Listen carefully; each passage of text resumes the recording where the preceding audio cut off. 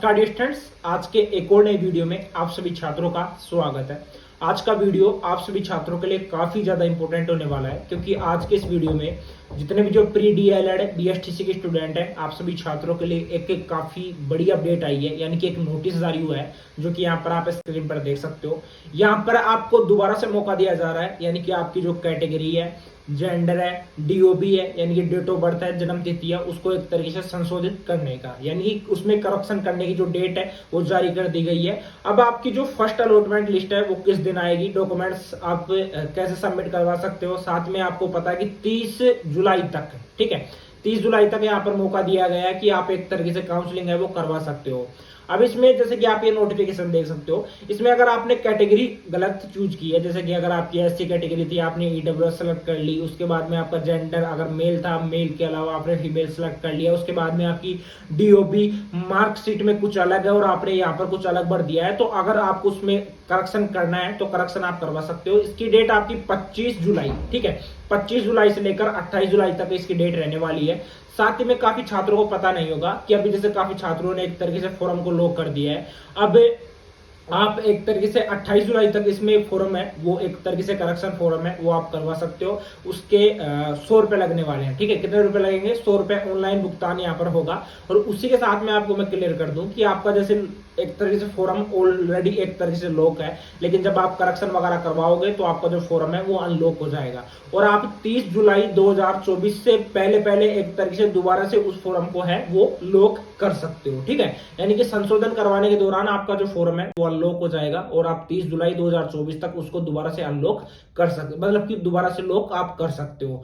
अब उसी के बाद में आपको पता है कि आपकी जो काउंसलिंग है वो अभी फिलहाल चल रही है। अभी भी जिन भी स्टूडेंट ने एक तरीके से काउंसलिंग नहीं करवाई है तो काउंसलिंग करवा लेना। 30 जुलाई इसकी लास्ट डेट रहने वाली है।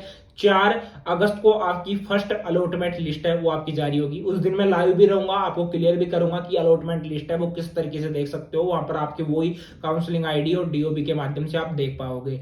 साथ ही में कुछ स्टूडेंट्स को अभी भी नहीं पता है कि काउंसलिंग किस तरीके से करवाना है, तो आपका एक तो फॉर्म लगेगा, उसके बाद में आपका एक एडमिट कार्ड हो गया, बैंक की पासबुक हो गई और आधार कार्ड हो गया। इन डॉक्यूमेंट्स के माध्यम से आप काउंसलिंग करवा सकते हो।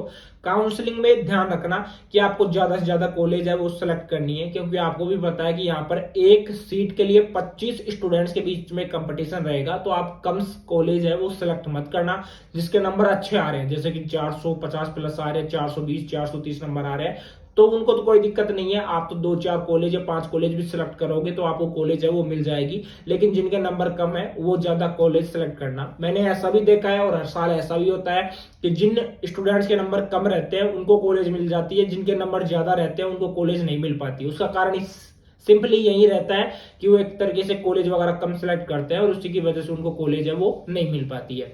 आपकी 4 तारीख को एक तरीके से फर्स्ट अलॉटमेंट लिस्ट है वो जारी हो जाएगी। साथ में आप 3000 रुपए का आपका चालान रहेगा, ये आपका रिफंडेबल रहेगा। जब आपकी जितनी भी लिस्ट है, जैसे 2 से 3 लिस्ट आपकी जारी होती है, जितनी भी लिस्ट आपकी कंप्लीट रूप से आ जाएगी, आपका फॉरवर्ड कंप्लीट हो जाएगा, उसके बाद में रिफंड का प्रोसेस है वो स्टार्ट हो जाता है। अब रिफंड उन स्टूडेंट्स को मिलेगा, एक तो वो स्टूडेंट, ठीक है, जो एक तरीके से काउंसलिंग करवा लेते हैं 3000 रुपए चालान फीस देकर, ठीक है, रजिस्ट्रेशन फीस देकर, और उसके बाद में उनको कॉलेज मिलती नहीं है, ठीक है, कॉलेज उनको मिलती नहीं है, तो उनके तो ओनली 200 रुपए कट होते हैं, यानी कि उनको 2800 रुपए है वो रिफंड के माध्यम से लौटा दिए जाते हैं। और एक ऐसे स्टूडेंट रहते हैं जिनको कॉलेज भी, मतलब कि काउंसलिंग भी करवा लिए, उनको कॉलेज भी मिल गई, कॉलेज मिलने के बाद में कॉलेज में नहीं गए, कॉलेज में वहां पर फीस सबमिट नहीं करवाई, कॉलेज में वहां पर रिपोर्टिंग नहीं करवाई, तो उनके 600 रुपए है वो कट होकर उनको मिलते हैं, यानी कि उनको 2400 रुपए रिफंड में मिलते हैं। ये एक प्रोसेस रहता है जिसका मैं आप सभी छात्रों को बता रहा हूं। बाकी देखो, जो आप फीस सबमिट करवाओगे 13,555, उसका ध्यान रखना कि ये फीस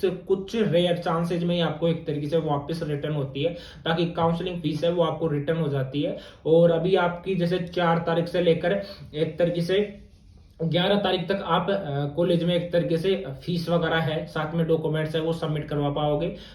फीस का आपको मैं क्लियर कर देता हूँ, फीस आपकी वही 13,555 रुपए रहने वाली है। इसके लिए एक स्कॉलरशिप योजना भी चलती है एसजेई विभाग में, समाज कल्याण विभाग में, जिसमें एसटी, एससी, ओबीसी, बीपीएल के जितने भी स्टूडेंट है उनको जितनी भी आपकी, जैसे आपकी 13,555 या आपकी टोटल जैसे 17,000 रुपए लग रही है, तो ये जितनी भी फीस है आपको 2 किस्तों में आपके बैंक अकाउंट में मिल जाएगी। ये एक प्रोसेस रहता है, उसके बारे में आपको मैं आगे जाकर आकर बताऊंगा जब आपकी स्कॉलरशिप स्टार्ट हो जाएगी। अभी फिलहाल आपकी स्कॉलरशिप है ना तो सीएम वाली स्टार्ट हुई है, ना ही आपकी एसजेई यानी कि समाज कल्याण विभाग की जो स्कॉलरशिप है वो भी आपकी स्टार्ट नहीं हुई है। आप 11 तारीख तक एक तरीके से कॉलेज में डॉक्यूमेंट्स भी सबमिट करवा पाओगे। अभी भी जिन स्टूडेंट्स ने डॉक्यूमेंट्स नहीं बनवाए हैं तो बनवा लेना। डॉक्यूमेंट्स में आपकी जैसे आपका फोटो हो गया, आपका सिग्नेचर हो गया, 10th 12th की मार्कशीट हो गई, उसके बाद में आपका जाति प्रमाण पत्र हो गया, कास्ट सर्टिफिकेट आपका 12 मंथ से पुराना नहीं होना चाहिए, अगर है तो उसको अपडेट करवा लेना। ध्यान से मैं बोल रहा हूं कि उसको अपडेट करवा लेना। उसी के बाद में, ठीक है, उसी के बाद में आपको उसको अपडेट करवा लेना है। अपडेट करवाने के बाद में जैसे आपकी फीस रहती है वो मैंने क्लियर कर दिया। आपको जो डॉक्यूमेंट्स है वो मैं आपको बता रहा हूँ।